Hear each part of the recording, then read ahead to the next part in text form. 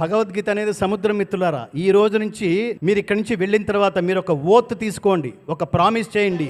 భారతదేశంలో సాక్షాత్తు పరమాత్మ అర్జునుని నిమిత్తంగా చేసుకుని ప్రపంచ మానవాళికి బోధించిన భగవద్గీతలో రోజుకి ఒక్క శ్లోకం చదువుకుని బయటకు వెళ్తాను అనండి. కారణం ఏమిటంటే, నేను ఇందాక చెప్పాను, మిగతా మతాల్లో జన్మించిన మహాత్ములు వాళ్ళు దైవ దూతలని, దేవుడి కుమారులని ప్రకటించుకుంటే, ఇది సాక్షాత్తు పరమాత్మ తాను దైవంగా ప్రకటించుకుని చెప్పింది. డౌట్ వస్తుందేమోనని విశ్వరూప యోగం కల్పించాడు అర్జునుడికి. ఆది మధ్యాంతరహితుడైన పరమాత్మని అంత రూపంతో వాడికి ప్రదర్శిస్తే గానీ వాడి మైండ్, ఒక సినిమాలో డైలాగ్ ఉంది చూడండి, ఎవడు కొడితే దిమ్మ తిరిగి మైండ్ బ్లాక్ అవుతుందో, గుర్తుపెట్టుకోవాల్సిన డైలాగ్ అది కాదు. వాడు కొట్టడు, వీడు మైండ్ బ్లాక్ అవ్వదు, అది ఊరికే సినిమా డైలాగ్ అంతే. కానీ నిజమైన డైలాగ్ ఏమిటి తెలుసా?